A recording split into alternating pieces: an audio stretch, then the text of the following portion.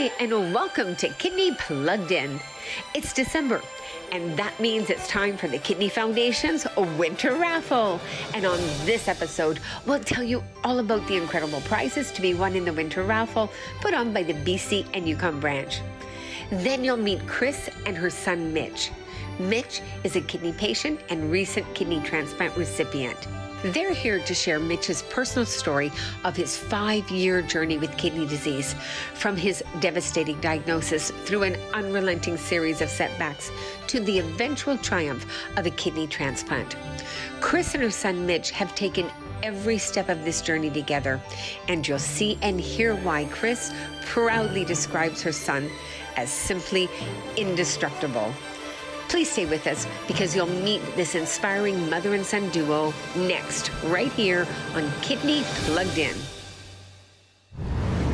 Cris and Mitch, great to have you here on Plugged In. Thanks for joining us today. Thanks, Barb. Yeah, thank you very much. Well, we've got you on the show today because with some pretty exciting news. Actually, your family donated one of the top prizes for our upcoming fundraiser for the BC Yukon branch called the Winter Raffle. The amazing gift that you donated was through the Westjet gift of flight. That's kind of an exciting thing that we don't know about. Can you tell us about it? And how did you happen to have this prize that you donated to the Kidney Foundation? Sure. My husband travels for work quite a bit. He flies through Westjet at least 4 times a month. When he was flying back from work, he happened to be a part of Westjet's 50th anniversary, and he is a platinum member for them. So they gave a certificate to their members to say, here's a gift of flight, and donate it to a cause that you would like to donate it to.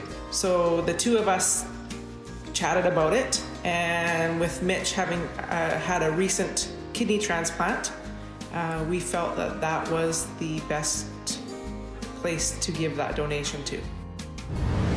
Hi everybody, my name is Cris Abbots-Retanovich. I'm Mitch O'Byrne. And we're here to tell you about the Kidney Foundation BC Yukon branch Winter Raffle. Has the best prizes ever. Make sure you join. And buy. Yes. Because it's great. You guys are going to be so excited. Yeah, me too. With Christmas coming, these tickets are a hot item and will make great stocking stuffers. So how do you buy your tickets? Just visit the website that you see on your screen. Tickets are on sale now until December 30th at 11:59 p.m. But hurry up and get your tickets now, because only 3,000 tickets will be sold. Chances are at least 1 in 3,000 to win a prize. I just say buy all 3,000 tickets right there. And maybe even better than that, depending on the number of tickets sold. 1 pack of tickets is $25, or you can get 2 packs of tickets for only $40. The draw will be held on December 31st at 12 noon. So what are the great prizes you can win with the Winter Raffle, everybody? You could be a lucky winner of a Westjet gift of flight. The package includes the round-trip flight for 2 guests at any and all regularly scheduled and marketed Westjet destination. Or how about an Okanagan experience for 2? Imagine being picked up from the Grand Okanagan Resort Hotel in a beautiful stretch limousine that will take you on a stunning tour of the Kelowna Valley. I would love that. Stopping at some incredible wineries along the way, and all the wineries offering a different experience with their own Okanagan produced wine. What a great experience. Or you could win an electronics package just for you. Picture yourself getting an Apple iPad, Apple EarPods, and an iHome wireless speaker to listen to music, watch movies, or just surf the internet. Okay, so that everybody knows what great prizes are existing, and we all know that this is such an amazing cause. You all should get out there and buy those tickets right now because they are selling fast. I've already pre-ordered mine. You pre-ordered yours? Yeah. When did that happen? How can you? Because that's cheating, so you can't. I'm allowed to cheat. No, you're not. Yeah. Well, anyways, I'm off to get mine now, and hopefully you can catch up and buy some behind me before I buy the rest of them. So, are you? I'm definitely buying all of them. No. Yeah. You have to leave some for other people. I don't know about that one. So everybody, I know you're wondering, how do I get these tickets before they sell out? Because they are going to sell fast. Contact brenda.dondo@kidney.ca or call her. I'm hoping her phone won't be busy because they're selling. 604-558-6887. Good luck on having second prize because, sorry, I'm taking the first one. Well, I want the second prize. You can have the second prize as long as you win, but I'm winning the first one. But then I get to go to the wineries. Yeah, you can go to the wineries. I'm just going to take a trip. And I'm going to win the third prize too because you don't need any more electronics. I think you're wrong. No, I know I'm right because I'm your mom. No. Good luck, everybody.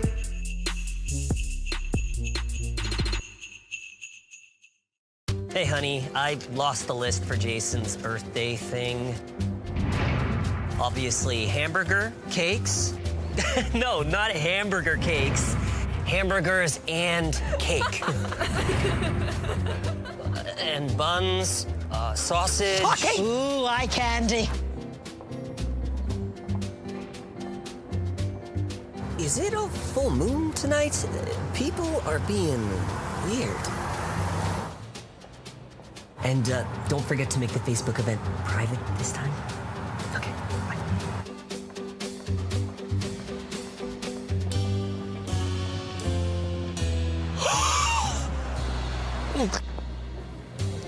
Can you imagine losing most of something without realizing it? Over time, kidney disease can destroy up to 80% of kidney function before you notice any symptoms. Talk to your family doctor to see if you're at risk and need to be screened. It could save your life.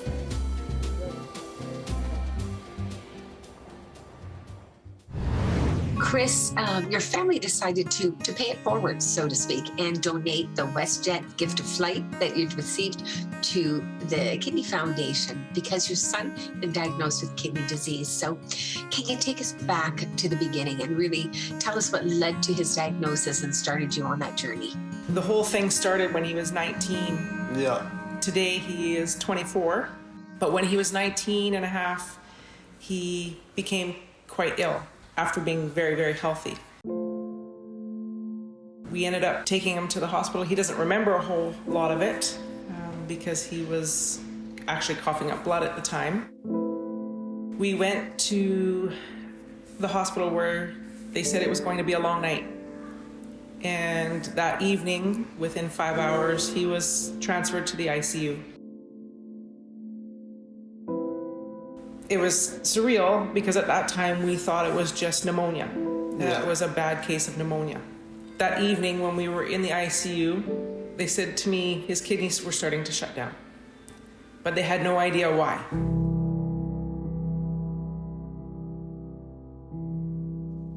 Within an hour after being in the ICU, the decision was made to put him on life support to keep him alive because he wasn't taking in oxygen and his kidneys were shutting down.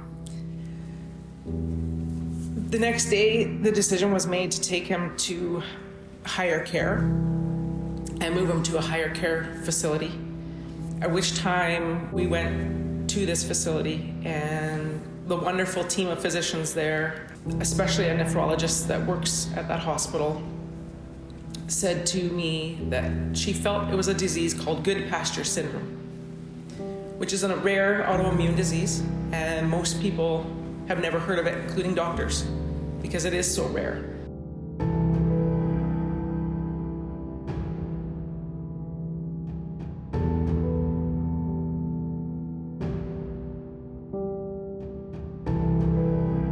The hospital we were in had just recently received a machine called plasmapheresis. What that does is it takes the blood out of your body, separates the plasma from your blood, and then you are donated new plasma to take the antibodies from this autoimmune disease out of your body in hopes of stopping it. Yeah. He was in a coma during this time, so we said, yes, let's do it. They did it for one night. He was starting to improve. Unfortunately, the blood work came back showing that it was negative. So they had to make a decision because he was still declining to transfer him again to another higher care facility, at which time he was moved again to a Lower Mainland hospital. And When I arrived there, they were keeping him alive manually at that point, which was difficult.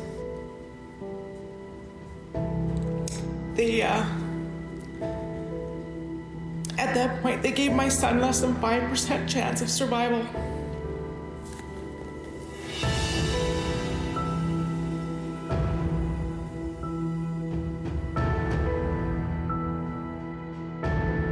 And it's difficult to talk about, but I think it's important that everybody knows that this can happen.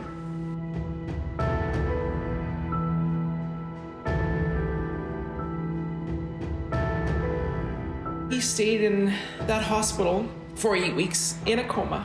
During that time, he was continuously on dialysis. He was on life support. He was on every kind of medication that they could give him because they still didn't know what was causing his disease other than he had tested positive for a coronavirus that causes the common cold. So they thought that that was what it was. He had started to get better, and after being in a coma for 8 weeks, he woke up. The hardest thing is you think when somebody wakes up from a coma, they're gonna be normal, it's gonna be fine, they're gonna be completely fine, and they're not. They can't walk. So they're hoisted up in the air. They have to go through physiotherapy. They can't sit up. They can't eat because they have to relearn all of that. Their body has to relearn all of that. That part sucks.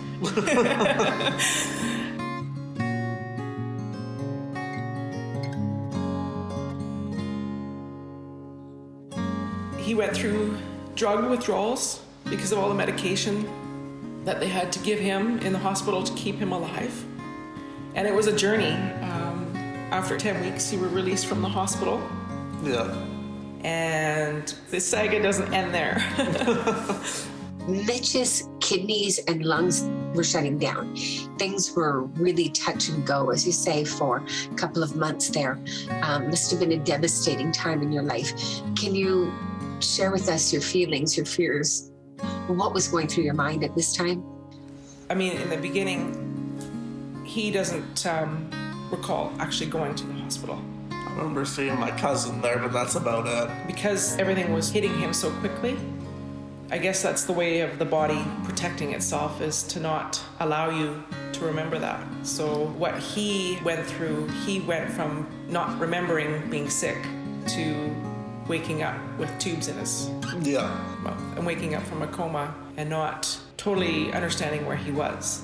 I think that's more the frightening part for him is... It's definitely more mental than physical pain that went on.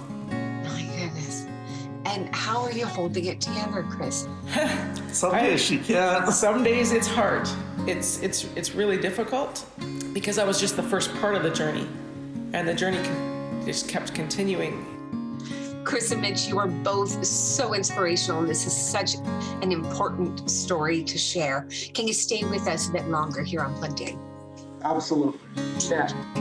Don't go anywhere. We'll be back talking more with Cris and Mitch in just a moment. Have you been newly diagnosed with kidney disease?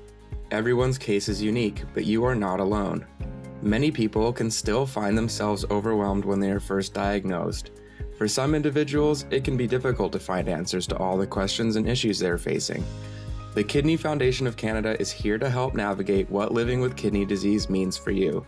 We can provide you with information, refer you to relevant educational resources, clinics, or other services, and offer emotional support.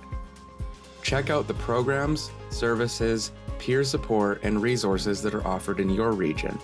As a newly diagnosed kidney patient, you have just received a lot of information and it can all be overwhelming. So here's a few answers to common questions that you may have. I have reduced kidney function. What does that mean exactly? To be diagnosed with chronic kidney disease, you likely had blood work done that indicated your creatinine was a bit high and your eGFR was a bit low. These are the 2 kidney function tests. There are 5 stages of CKD, and all of this can be confusing. Call the local branch of the Kidney Foundation to speak to patient services staff and gain perspective on your own particular kidney situation. In BC or the Yukon, call 1-800-567 8112. The Kidney Foundation offers manuals and brochures that are available for free to either download off the website or to have mailed directly to you. What foods can I eat? Most meal plans for kidney patients are based upon the stage of the disease and the results of the person's blood tests.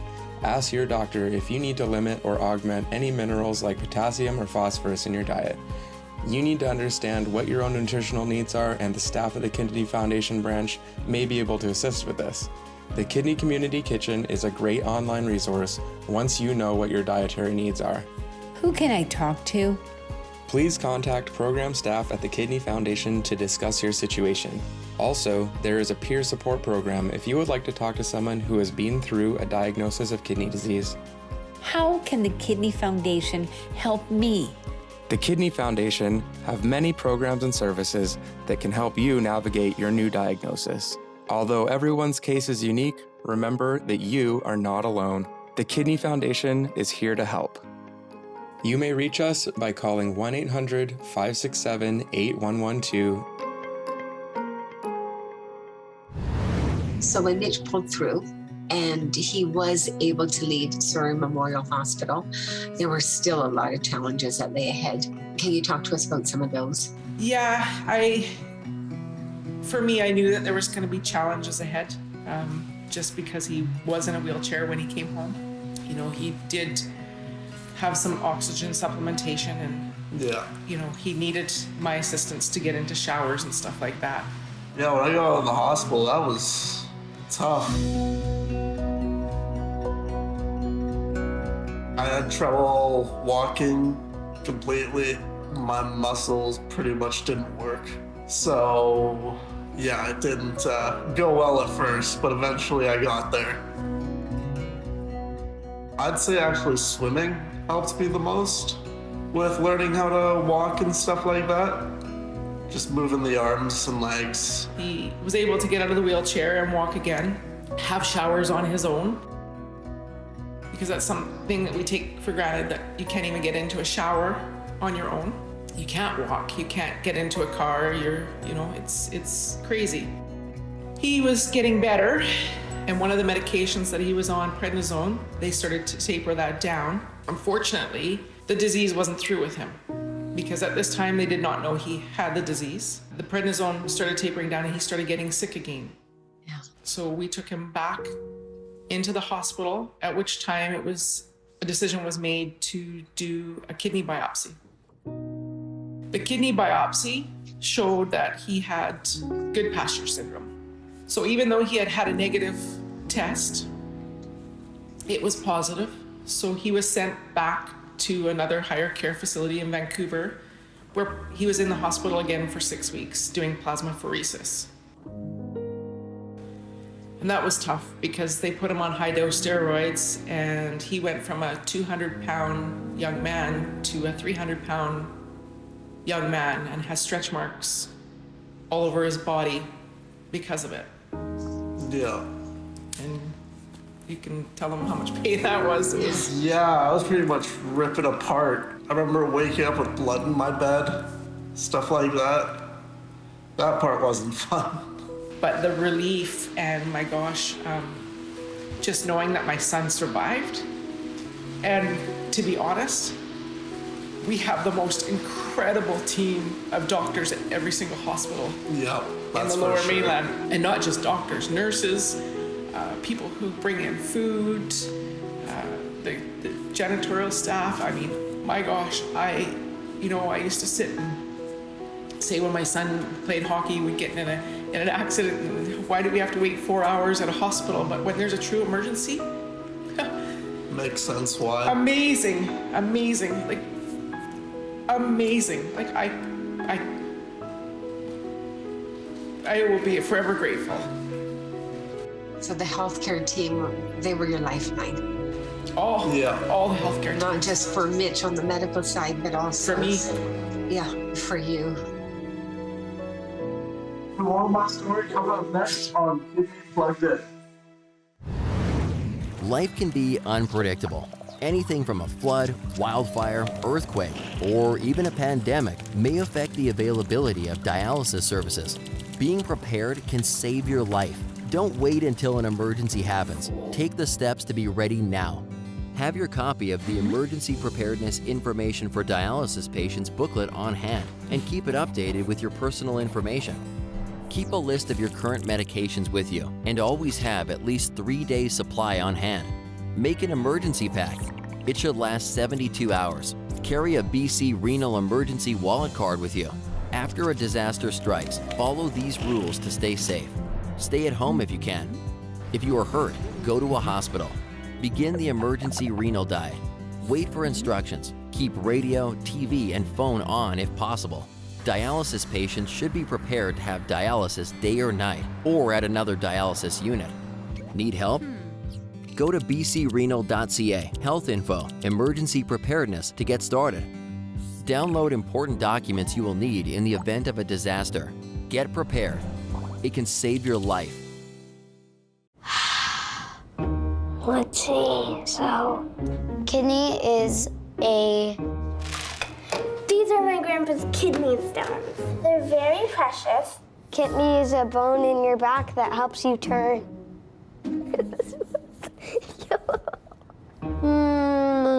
I don't know, to be honest. They don't know kidneys are vital, do you? Get the facts at kidney.ca.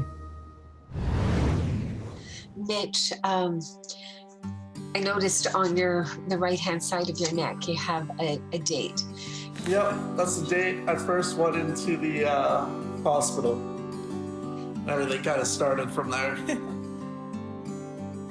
I think that one I just kind of thought up on a whim. I think my friend told me to get one. I was like, all right, but I don't know what to get. So I just decided on the day everything kind of started. That turned out perfectly. He has another tattoo that the nephrologist thought would be a good one as well. Indestructible. Who came up with the word indestructible?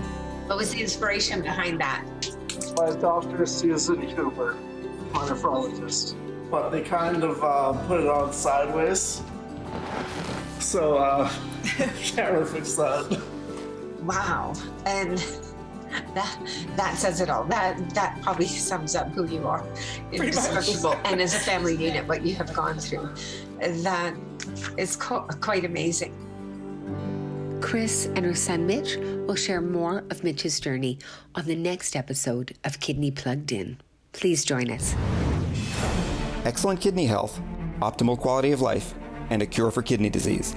For nearly 60 years, this vision has guided the Kidney Foundation of Canada to be a collaborative, inventive, and focused leader, developing programs and services, providing research funding opportunities, and creating awareness campaigns. We've had a positive impact on millions of Canadians living with or at risk of developing kidney disease.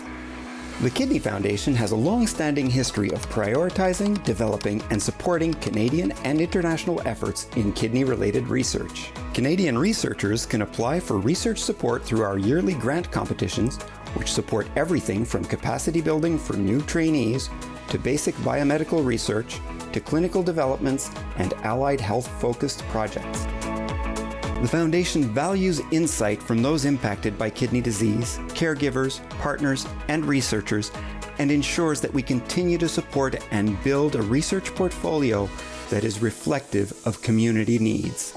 The Kidney Foundation participates in and supports partnerships with other foundations and institutions in order to increase our ability to support targeted research areas and increase funding capacity. The Foundation's research program engages those with lived experience throughout the research process, aiming to maintain a patient-focused program which is representative of community priorities. At any given time, the Kidney Foundation can be providing support to over 400 researchers through research grants and partnerships at a large number of institutions across Canada. Within this research portfolio, the Crescent program is daring to boldly reinvent the future of kidney health research training.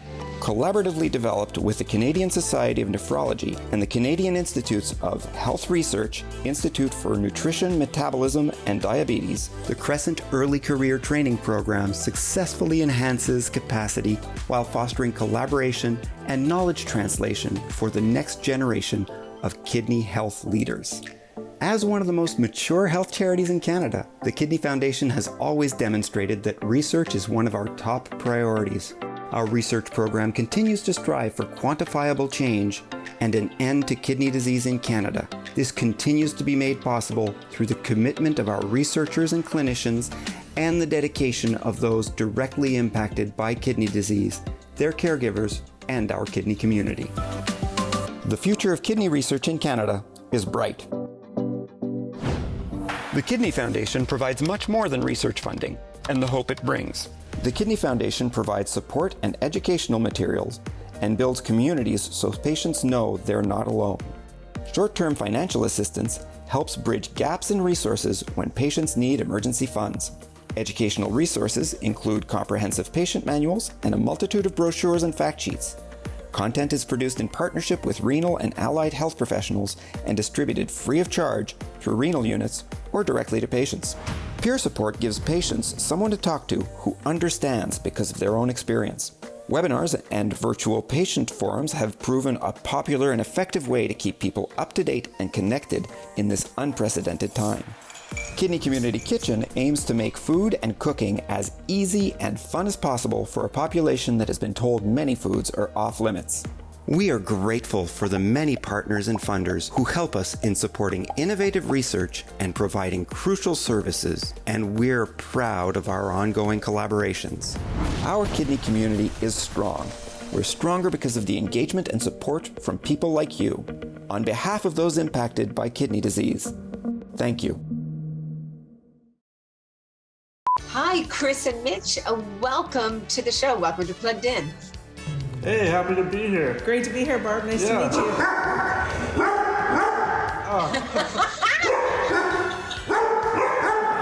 Hey! They're happy to be here too. More of my story coming up next on Plugged In. Okay, that was sick. The pressure's on, Cris. Now yours. I love that. We'll be back to talk to you more about the Winter Raffle. Stay tuned. Don't go anywhere.